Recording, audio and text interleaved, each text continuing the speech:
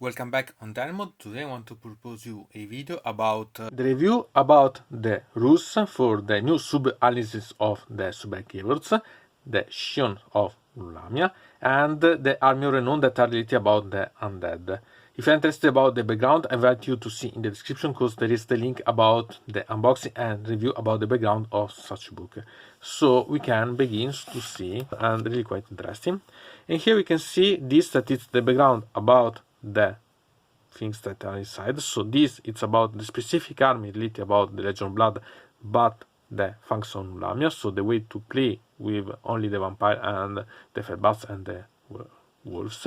But remember that there is something here that it's quite intriguing, because they say that the vampires goes on also the dragon zombies still they're not available. Okay, here there is about Sekhar that can change, but anyway, it's quite interesting. One of the Voskos that I'm in love, because the models have been released with this Dawnbringer Crusades book 4, and I love it's Sekhar, the Fang of Nulahmia, and really it's one of the main ones that you can think. I love such model, really. A bit less the face, but all the rest of the model it's amazing. And it's an elite vampire technically, because it has 7 wounds and save of 4, so quite nice. It has 4 attacks on 3 and 3 round 1 and 2 damages, and the snake that it's the big snake or Orborf that it's accompanying it has 2 attacks on 3 on 3, 2 of rand and 2 damages.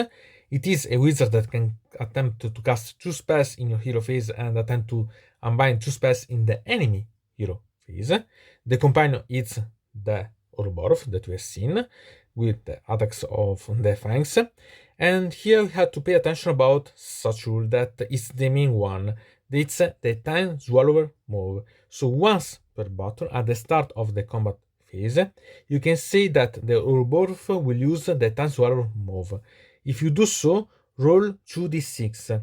Each enemy unit within 6 inches of this unit whose move characteristic is lower than the roll will suffer a number of mortal wounds equal to the difference between its move characteristic and the roll. So it's like having the shriek of the Tarot but apply on the movement.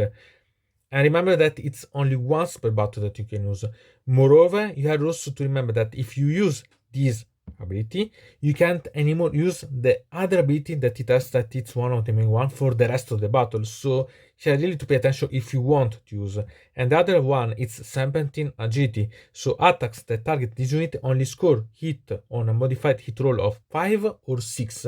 So it applies for both shooting and melee. So it changed quite a lot being having this Serpentine Agility or not. So I have really to think about. They had the Death Construction, that is a spell that has casting value of 6 and a range of 18 inch. It successfully casts, pick one enemy unit within range and visible to the caster. Until your next hero phase, that unit cannot pick this unit or friendly unit wholly within 6 inch of this unit as target of spells, prayers, abilities, or shooting attacks. So it's really not bad at all, because really, okay, you can only choose an enemy unit, but at the same time you can protect better yourself, so not bad. And this eventually could be seen as a substitute for the losing of the Serpentine Agility if you use the Time Swallower move eventually. The only thing that I don't like too much is that it has the keyword Legion of Blood, and it's a pity because it means that it doesn't go good with the Scions of Nulahmia, because it has a keyword, so it can't be included in the Scions. At the same time, it will be good, because technically the Scions should be led by Sekhar. So, okay, it's a bit of pity, this one, and it's also a losing of a wizard that can attempt to cast 2 spells. So, another option than the Common Thrones. Okay, really, anyway, this it's an amazing model with amazing rules, and I quite like a lot. Here, the Scions of Nulahmia that are related about the Scions of Nulahmia, so the way to play with them, because it's that one. This is technically a completely new sub-agency that you can use for your Undead. So, remember that this is available only in Dawnbringer Book before, and this is associated to the Soulblight Gravelords Battletome. If you're interested about the Soulblight Gravelords Battletome, I invite you to see in the description the playlist related about, so you can see also the units, specific one, and all the other things. Anyway, when you pick the Soulblight Gravelords faction for your army, you can say that it will be a Scions of Nulahmia Army of Renown.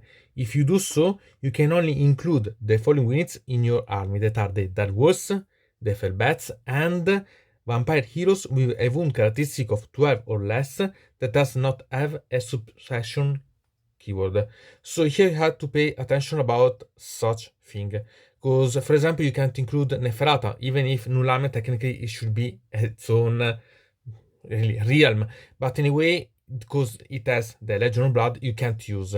And you can't use also the Vampire Lords on Dragon Zombies, because they have more than 12 wounds, even if they are heroes. So you have to pay attention about such things.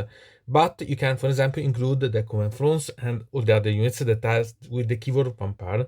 So it could be really quite interesting. And remember that all units in your army gain so the Scions of Nulahmia keyword, and you must use the analysis abilities on these pages that we are going to see, as instead of being the ones from the Battletome of Soulblight Gravelords. So remember that you have completely a new suballeiance available.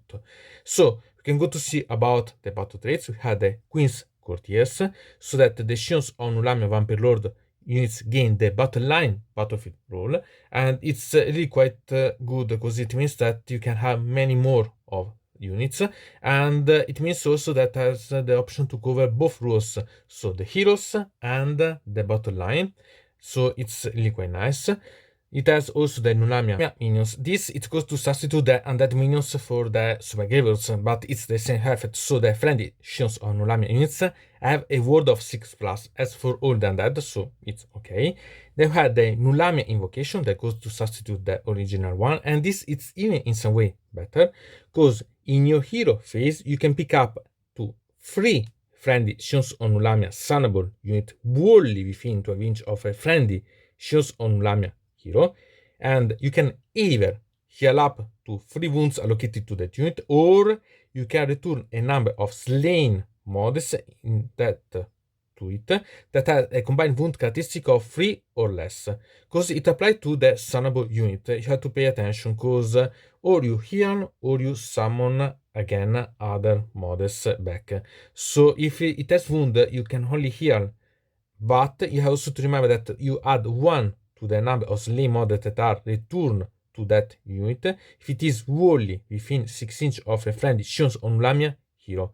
So if it's shorter and you are closer, but it's easier because you have quite a lot of vampire heroes available that you can use with, then you can make that add 1. So if you have not wounds to replenish, but you can make comeback models, then you'll be able to make for sure comeback 2 models, because for example the was as 2 wounds and the Fellbats as 3. So anyway, as you see, you can make them come back and double the amount that come back. So it's not bad at all, but remember that they has not to be wounded to be do so, and you cannot pick the same unit to benefit from this ability more than once per phase.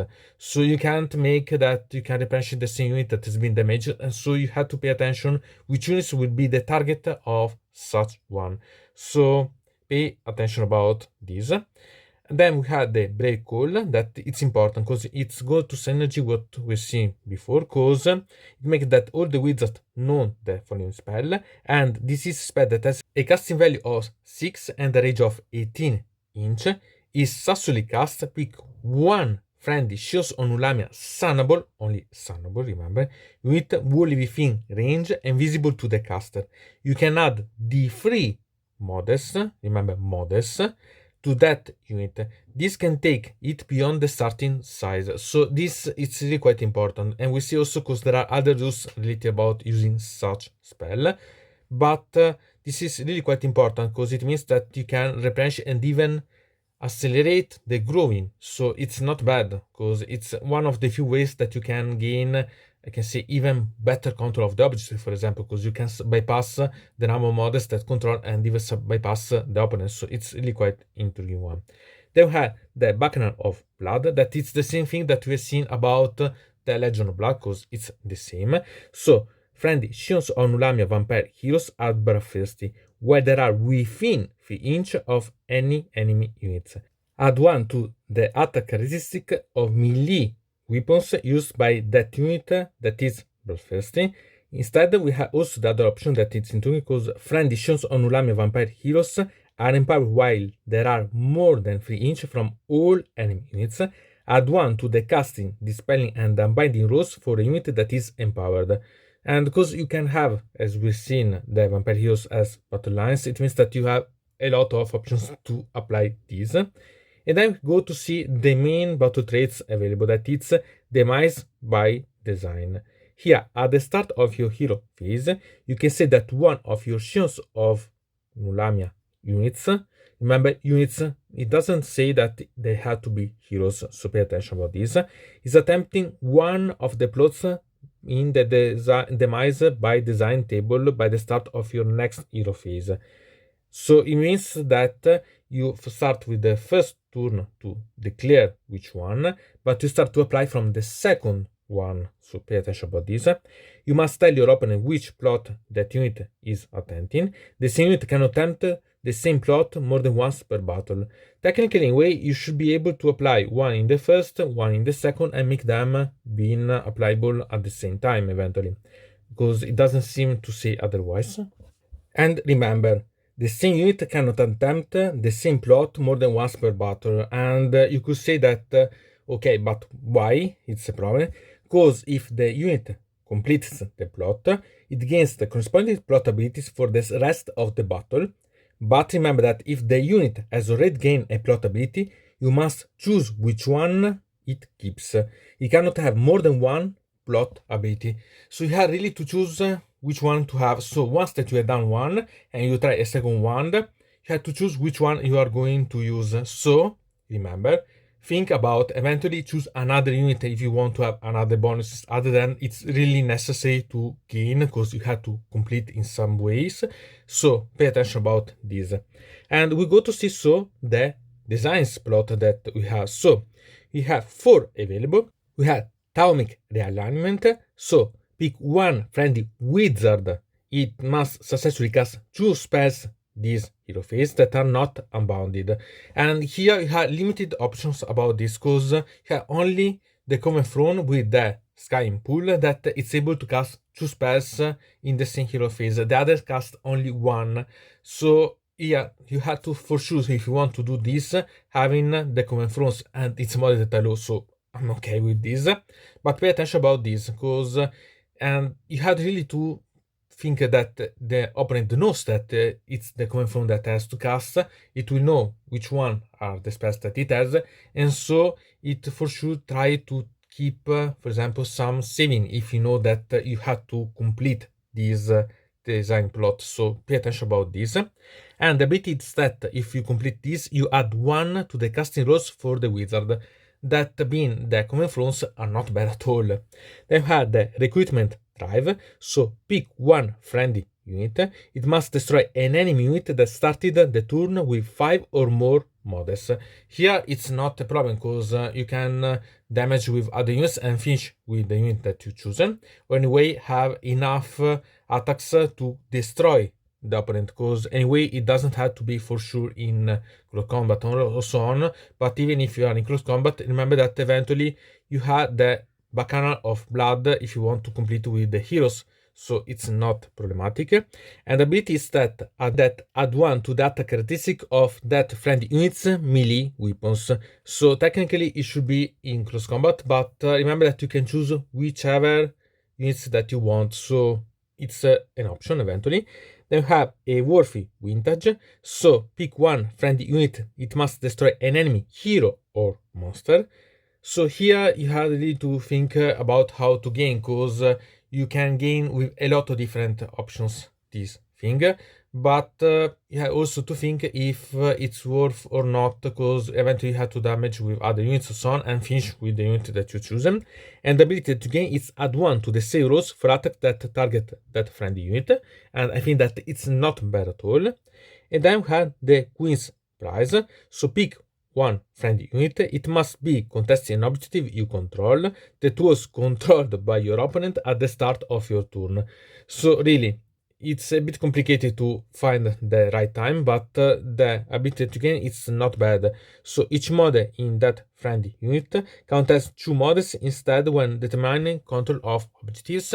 So this is better if you think about using, for example, single vampires or the units better of the Derwolves and Felbats, because in that way you'd be able much more easily to control the objectives, so it's nice, and they are even faster. And then we go to see about the command traits, that it's a single one available, that is Keeper of the Royal Menagerie. At the end of the movement phase, you can pick one destroyed friendly Scions of Nulahmia summable, only summable, remember, unit, and roll a dice. On a 3+, a replacement unit with half of the models from the destroyed unit rounded up is added to your army. That unit must be set up wholly within 12 inch of this general and more than 3 inch from all enemy units. It cannot attempt a charge or make a piling move in the same turn, so you have to pay attention because you can technically contest objective, but not being able to charge, it's problematic in some way. But remember that you are also putting this 3 inch from the enemy unit, so it means that you can block eventually the opponent charge or so on, or go to somewhere, so it's quite nice. Each destroy unit can only be replaced once. Replacement unit cannot have themselves be replaced, so as the normal one from the Soulblight Gravelords, but it's always nice. As artifacts, we have a single one available, that it's the Crown command. So the bearer has a ward of 5+, while there are within 3 inch of a friendly summable unit. So not bad at all, really. But you have also to remember that it's a single one that you have available. So if you want to replenish with other artifacts, you have to use the general ones. So pay attention. And then we go to see about the grand strategy, that it's only for the Scions of Nulahmia, and it's perfect execution. You complete this grand strategy if each plot from the Demise by Design table was completed at least once. So here it's not so difficult, but remember that you have to make sure that you are able to do this, because you start from the first one to declare, but you start to finish these design plots from the second. So it means that you have to play at least with the 5th turn, and each one of these has to complete one of the design plots. So you have to really to pay attention about how you can do this, because it's good, but it's a bit problematic if you're not able to finish the battle with the amount of turns. And then we had the battle tactics available. We have 3 ones. So we have no sacred ground, so pick one enemy unit contesting an objective you do not control. You complete this tactic if that unit is destroyed this turn by an attack made by a friendly summable unit. This it's not technically quite problematic, because it's really also quite easily combinable with the design plots eventually, so it's good. Now we have Companions of Royalty. Pick one friendly summable unit on the battlefield that has any model slain. You complete this tactic if any models are added to that unit this turn and the number of models in that unit is above its starting size at the end of the turn.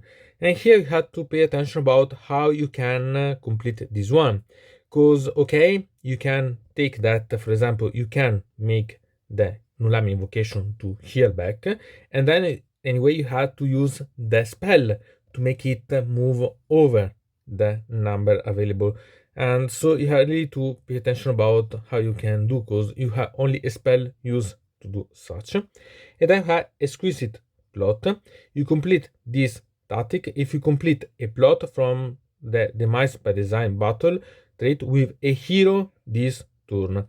So here it's not quite problematic, because if you think about realizing the design plot automatic alignment, this requires a wizard, so a hero. So if you complete that one, you complete also this one. So it's not so problematic. It's maybe one of the easiest one to do, so it's really not a problem. So here you can see that there are quite a lot of intriguing things to think about such one, and you can really create a lot of different way to put things, but remember that it's better to have a mix of both Sunborn and heroes, so not forget completely one of the sides. But you are sincerely more intrigued about, because for example you can really create a mix with the palanquins, with the common fronts, so to have quite big models. And if you think about, for example, the palanquins are also quite cheap, and really you can create a lot of things, and it's also quite fast as army, because they are both models, the Sunabo, that move quite fast, because they are the wolves and the Fellbats. So it's something that you have really to think about, because it can give you quite a lot of different bonuses. This I could say that it's an alternative to the Legion of Blood, but in completely different ways. Sincerely, I like quite a lot. I would have expected really more related about the skeletons maybe than about the Fellbats and the werewolves, but at the same time it's perfect, because it's a way really to have something distinguished but quite similar. See, so nice. And it's really quite interesting. Here we have the Hands of Nagash, that it's a way to play with the Army of Renown. We can start so from the Neferata Royal Echelons, that include Neferata, Mark of Blood, 5 Black Knights, 10 Deathrattle Skeletons, and other 10 Deathrattle Skeletons. The total is 760 points when I'm going to publish such videos. So pay attention about that, can be changed in the future about the points. But the points that you are going to spend is 600. So it's really quite a discount if you think about, because it's really quite important as difference. And it's also a way to have more side models than the ones that you could use as mercenaries, as allies. So it's a really quite interesting way to play with different things. This is a regiment of unknown that you can use if your army has a death general, but is not a Soulblight Gravelords army, so that you can include this regiment of renown. If you do so, no other allied units can be included in your army. You can include this regiment of renown in your army even if its point value exceed, as I said, the amount allowed for the allied unit. And here, so we can see also about the rules, because we have the abilities, the Deathless Retainers, that make that units in the renown, it does the word of 6+, because you could not use the Soulblight Gravelords once. Then we have the Blood Queen's Will, so once per battle, remember, once per battle, at the end of your battle shock phase, if the Neferata is this regiment of renown is on the battlefield, you can replace the battle tactic you picked at the start of your hero phase with a different edgeable battle tactic. If you do so, you must pick a battle tactic that has not already been completed. So it's a way that makes you sure that you are able to mislead the opponent, because it thinks that you can do one battle tactic forbid you to do, and you do another one, and with Neferata you are able to make it available, or other options. So it's really quite intriguing. And remember that you can pick a battle tactic you have already picked this battle, but only if that battle tactic has not already been completed. So it's also a way to recover some battle tactics, so not bad at all, but once per battle, remember. Then you had the Blood Queen's Blade, that at the start of your hero phase you can pick one enemy unit within 12 inch of Neferata if in this regiment of renown. Until your next hero phase, ward rolls cannot be made for that enemy unit against wounds and mortal wounds caused by its attack made by this unit in this regiment of renown. So not bad at all, because it's a way really to completely put away the ward and eventually kill better the opponent unit. So not bad, really not bad at all. This is something that you could really think, because you can save also quite a lot of points playing this. So it has a lot of potential, and it's something that I could think about, because anyway the Deathrattle Skeletons and the Black Knights anyway able both to guard the objective or to do damage, and Neferata in any way it's a great killer to move around. Then we had the Summer King's Entourage as Regiment of Renown. Here we include the Usharan, 10 Crypt Cards, and 3 Morgep Knights. So quite nice, really. And you can see again quite a lot of points here, because based on when it is released, it's really quite a lot of saving. So if your army has a Death General but it's not a Flesh Eater Kurz army. You can include this Regiment of Renown. If you do so, no other allied units can be included in your army. And if you include this Regiment of Renown in your army, even if it's exceed the value, exceed the amount of points that are low for the allied units, so it's always nice. It has obviously the Deathless Retention, so it makes that the units has a word of 6+, because it has not the access to the normal ones. We have then Maddening Radiance, so add 1 to that characteristic of melee weapons used by unit in this regiment of Renown, while there are wholly within 12 inch of the Ushara in this regiment of Renown, so a good way to improve the amount of attacks. And then we have Summon the Loosed Tongues, so at the end of your movement phase, if the Ushara in this regiment of Renown is on the battlefield, you can pick one Serf or Knight unit in this regiment of Renown that has been destroyed and add a replacement unit identical to that unit to your army. Replacement unit must be set up wholly within 6 inch of the battlefield edge and more than 9 inch from all enemy units. Each destroyed unit can only be replaced once, and replacement unit cannot themselves be replaced. So it means that you have option to make the Crypt Guards and the Morgan Knights come back. And it's not bad at all, because it's like having added points available, so really quite nice. Moreover, because it's really not about making half, but a complete unit come back. So it's really something that it's really quite worth, because it's a way to really quite being against the opponent. So nice. Then had the Regiment of Renown, the Stiernes Garrison, that include Manfred von Kasten, 10 Grave Guards, and 2 units of Feldbats. And here we can say quite a lot of points using these Regiment of Renown other than using the separate units, so you have to pay attention. And usually, if you have an army that has a Death Charm, but it is not a Soulblight Gravelords army, you can include this Regiment of Renown, but you include no other allied units. And you can include this Regiment of Renown even if you exceed the amount allowed for allied units. As usually, it has the Deathless Retention, so that it has that all the models, all the units in this Regiment of Renown has a word of 6+. And I have 2 rules that go to combine, because you have Engulfing Shadows. Add 1 to the attack characteristic of weapons used by unit in this Regiment of Renown that were set up in the same turn. And Cover of Night. At the start of your hero phase, you can pick one unit in this Regiment of Renown that is more than 3 inch from all enemy units, remove that unit from the battlefield and set it up again more than 6 inch from all enemy units. That unit cannot move in the following movement phase. But think about, because technically you can make the setup again. So with the Cover Knight, you can apply again the Engulfing Shadow, and because you have to be more than 6 inch from all enemy unit, it means that anyway you can still charge and it's not so difficult, so not bad. So pay attention, because it can be really quite intriguing part, other than you can also try to conquer objectives that are aside, so you can really use this in a flexible way, and it's really quite intriguing.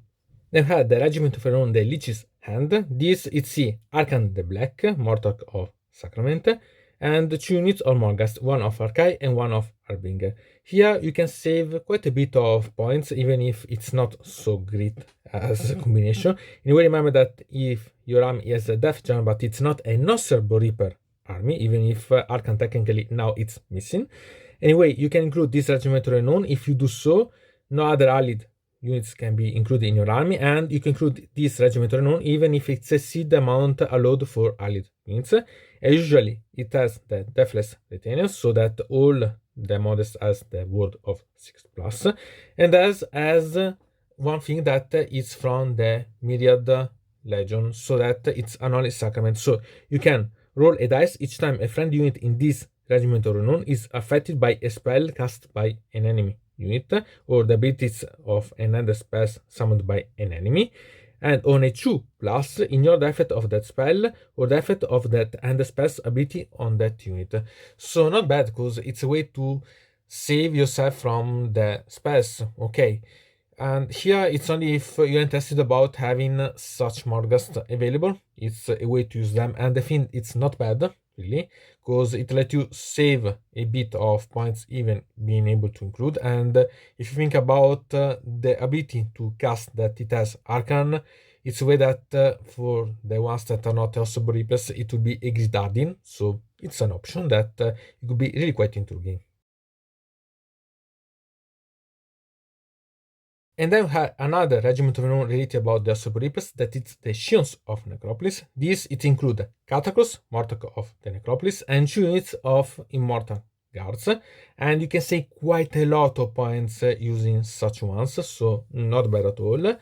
Moreover, because you have to think that Catacross in a way loses a bit of the abilities related in a way about being part of the Reapers, even if the Mortis Guard are perfectly able to gain quite a lot of bonuses.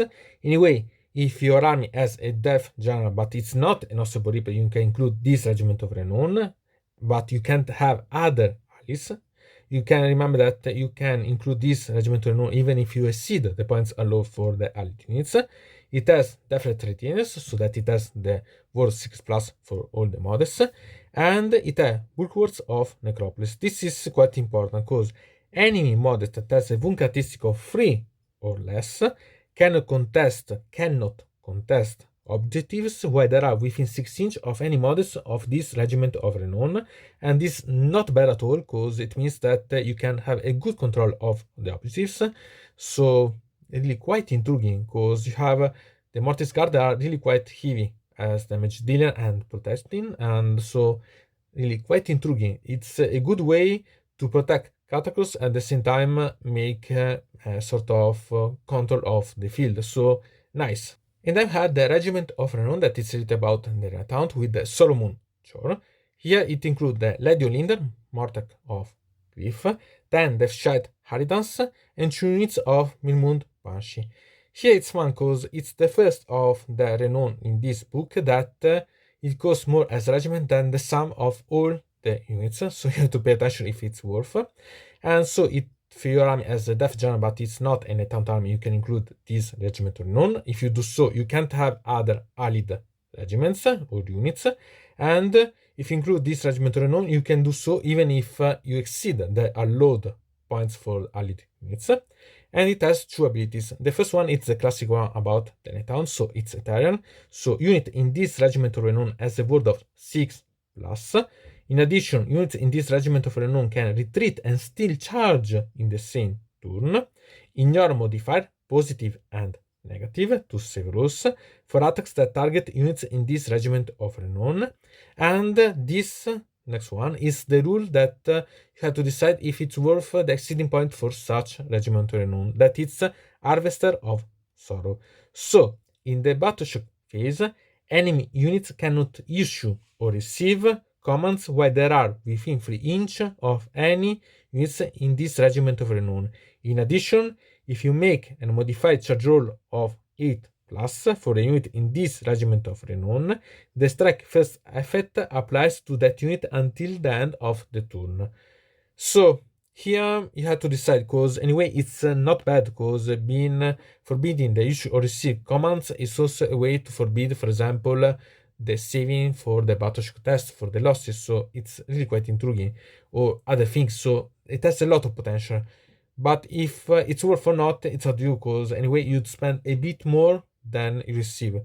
So it's up to you to decide, but it could be a good choice eventually if you think that this can be applied and you need such things to your army, because anyway it's up to you to decide if this integration is a good thing.